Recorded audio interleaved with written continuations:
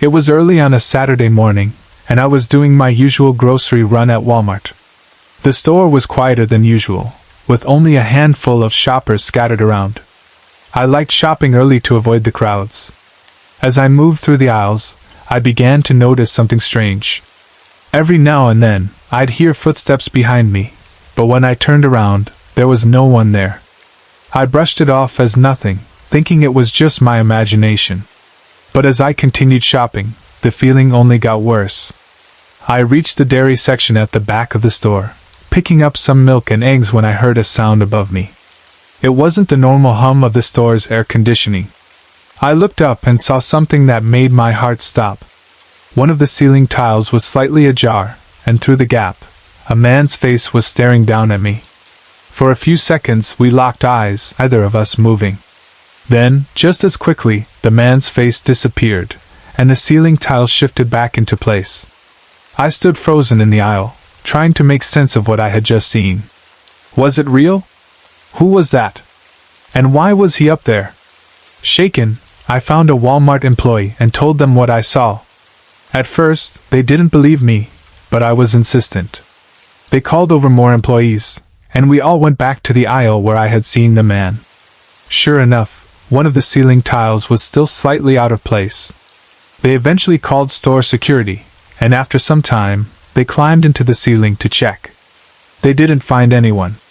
I left the store feeling unsettled, and as the day went on, I couldn't shake the feeling that someone had been watching me.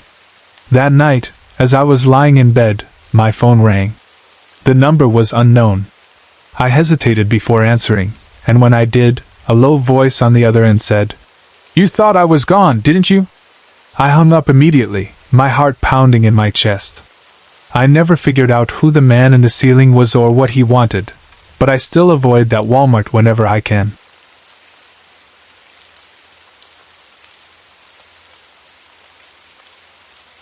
Several years ago, I worked as a part-time cashier at Walmart while I was in school.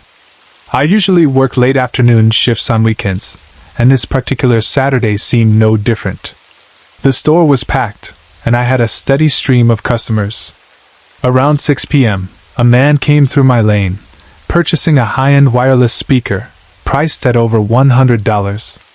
He immediately complained about the price, insisting the item was on sale for half off. I checked the system, and there was no sale on the speaker.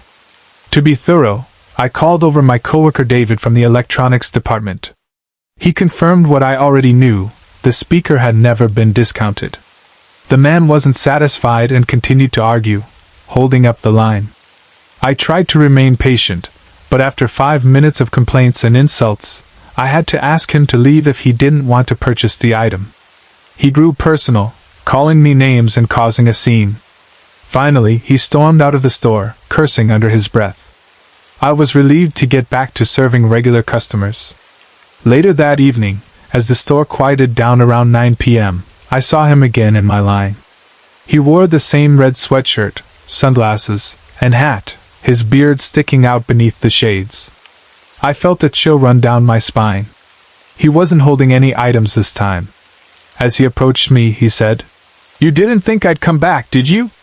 My heart raced as he leaned closer, his voice low but menacing. "You better start watching your back," he said, and then walked out of the store without looking back. My shift ended at 10 p.m., and by then, the store parking lot was mostly empty. I always parked my car in a corner spot at the far end of the lot. As I made my way to my car, I heard someone shout from a few rows away. It was him. He started walking toward me, and my instincts kicked in. I ran. I ran faster than I ever had before. I could hear his footsteps gaining on me, but I managed to reach my car, unlock it, and slam the door shut just as he reached me. He kicked the side of my car as I sped off, leaving a dent in the door. The next day, I went to work and reported the incident. Walmart was kind enough to offer to cover the cost of the damage, but I decided to quit. That man had made me feel unsafe in a place I had worked for months. And to this day, whenever I'm in a parking lot late at night, I can't help but look over my shoulder.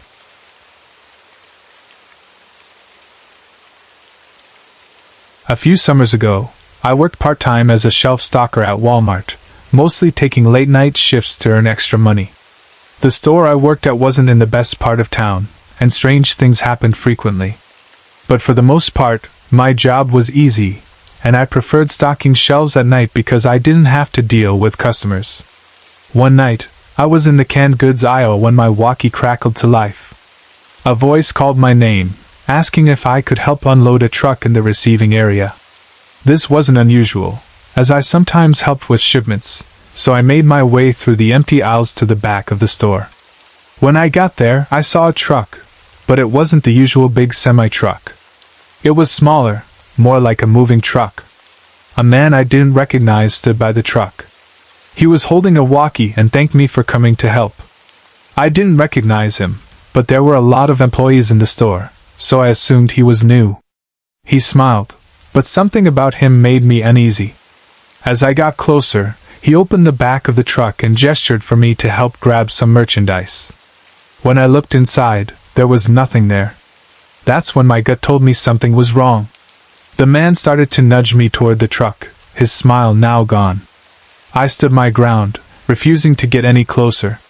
When I didn't move, he suddenly grabbed my arm.